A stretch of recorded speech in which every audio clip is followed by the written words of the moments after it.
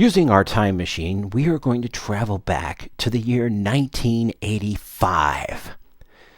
Now today, videos are available at every corner drugstore, literally, Walgreens, right?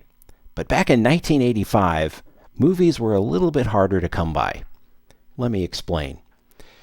You didn't have the internet, you didn't have a computer, you didn't have an iPhone, you didn't have any way of getting to a movie other than looking through the looking glass of a VHS VCR, or cable, or satellite, or something that would come on TV at a specific time that you had to plan for.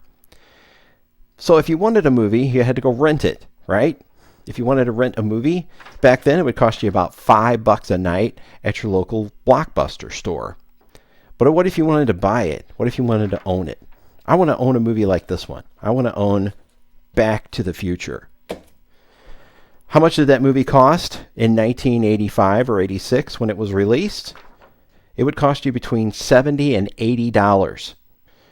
That's $154.25 in 2016 money. You had already paid $500 for the VCR back in the back there. $500, which is worth $1,100 in 2016 money. So the machine to take you on your journey through the movies was a big investment.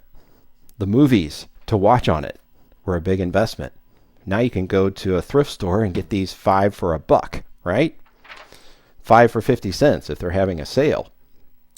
$70 to $80 was the title cost back then. But most people didn't buy them. They rented them because not everybody had the money to just go out and buy them. When I was doing a little research before I started this video, there was a guy who worked in a video store in 1989. He remembers when Platoon, Blind Date, and the movie Mannequin were each released. His price at his store, $90 each, and he said they sold a ton.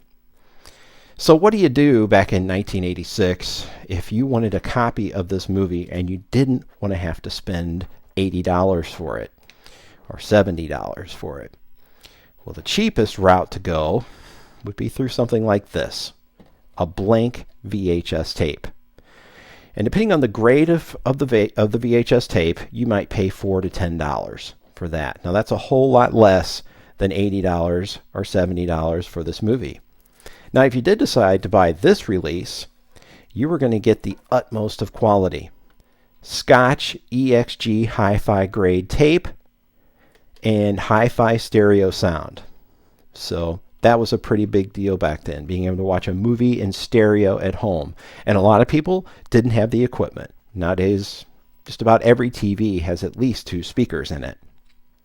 So again, you wanted to go cheap? Well, here's what you do. My friend Johnny across the street, his family has a VCR. My family has a VCR. So let's just hook them together and we'll make a copy, right? Just make a copy of this movie onto this tape. You think that would be simple and easy to do.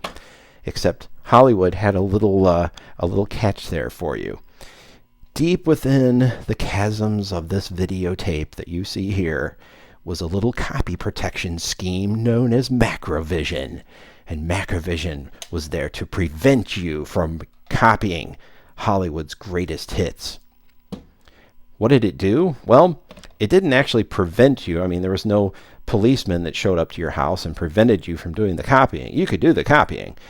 The problem was, once you made the copy, it would either look really degraded, it would go really bright and then really dark. Most of the time it was just dark and fuzzy.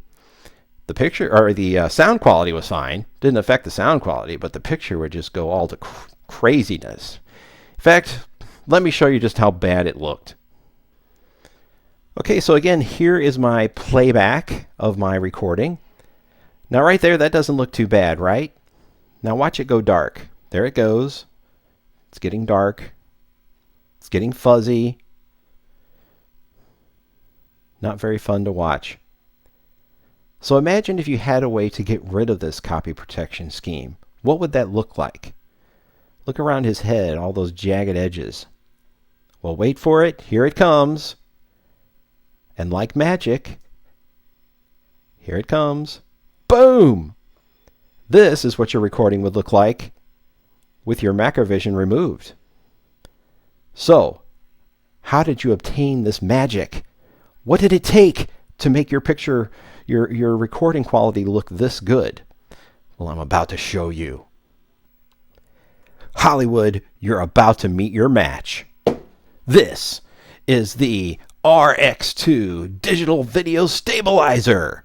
And with the RX2 Video Stabilizer, I can eliminate all video copy guards. That's right. It's simple. No tools are required. You just simply connect this in between your two VCRs, and it completely eliminates all copyright and all picture, distortions, right?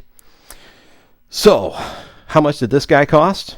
Well, this would run you about the cost of a brand new movie. It would run you about $50. In fact, a little bit under, right? $50, much cheaper than going out and buying Back to the Future. I can just buy this box and copy every video that I possibly could want. So how does this work? Well, let's open it up and see. Well, before we do that, here, let's look at the box. Digital Video Stabilizer RX2 eliminates all video copy guards. While playing back rental movies, you will notice annoying periodic color darkening, color shift, unwanted lines, flashing, or jagged edges. This is caused by the copy protection jamming signals embedded into the videotape, such as macrovision copy protection. Digital Video Stabilizer RX2 completely eliminates all copy protections and jamming signals and brings you crystal clear pictures. It's easy to use and a snap to install. State-of-the-art integrated color technology. 100% automatic. No need for troublesome adjustments. Compatible with all types of VCRs and TVs. The best and most exciting video stabilizer on the market. Actually, it's the only one I ever heard of. Lightweight, 8 ounces, and very compact, and uses a standard 9-volt battery, which will last 1 to 2 years. Now, we tell you all that to tell you this. Warning, the manufacturer does not encourage people to use this video stabilizer to duplicate rental movies or copyrighted videotapes. RX2 is intended to stabilize and restore crystal clear picture quality for private home use only.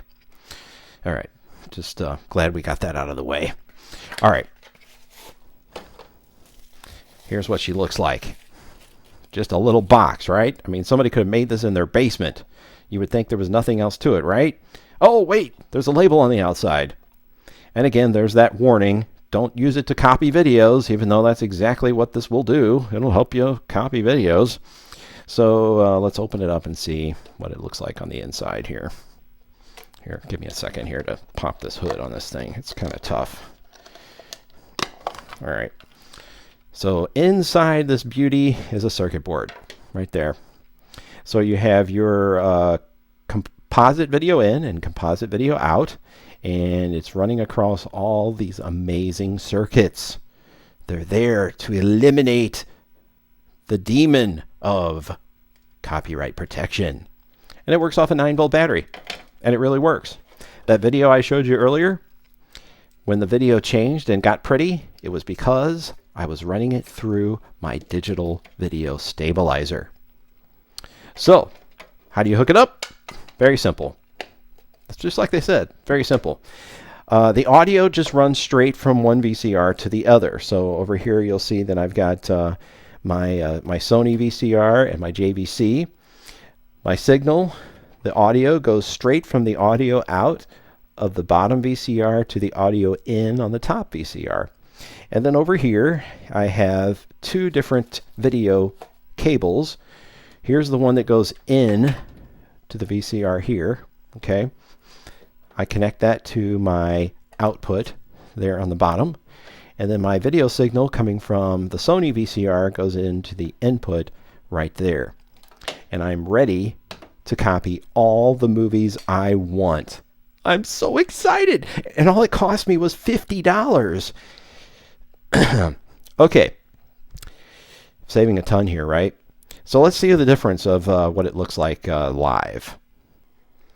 All right, so here we are watching the video through the video stabilizer. See, you can see right here that the video stabilizer is still connected. Picture looks nice and sharp, clear as can be. Now I'm going to take the video stabilizer out of the picture, And I'm going to run my signal directly into the VCR. And we'll see how it looks there. Now see, it looks kind of normal, right? Doesn't look too bad at all. Now let's record that signal. Go ahead and throw in my blank tape. And I'm going to hit record.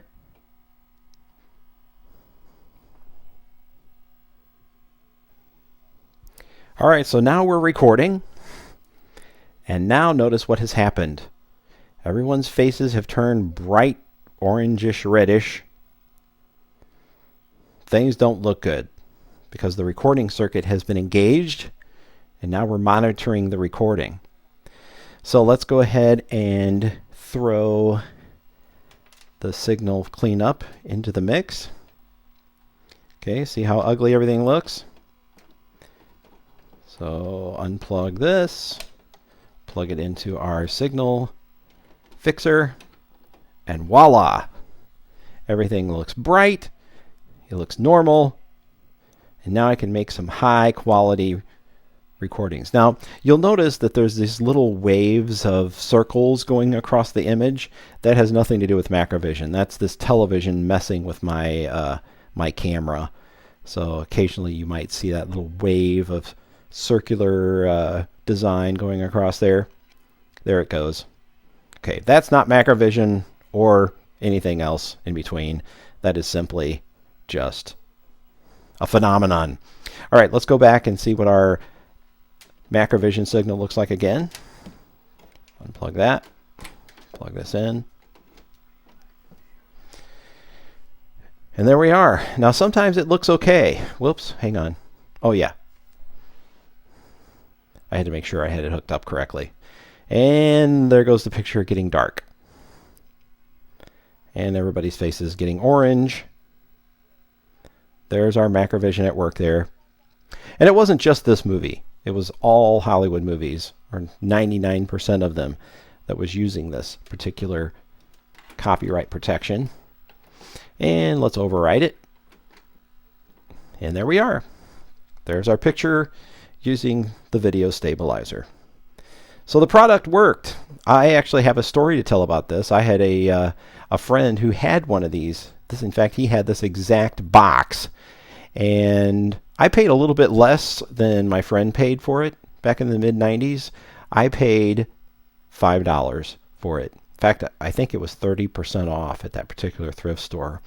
But yeah, I paid a little bit less. So anyway, here has been your history lesson, taking you back in time to the 1980s when we couldn't get movies for free everywhere or from Redbox. We had to watch them on tapes. So I hope you enjoyed this demonstration. I hope you've learned your lesson, never to copy a movie without having the macro eliminator in there, the digital video stabilizer RX2. Thank you for watching. Please share with a friend and go out and buy a copy of Back to the Future on Blu-ray because it's going to be the best way you've ever seen it. And please click that little like button and share with a friend. Thanks for watching.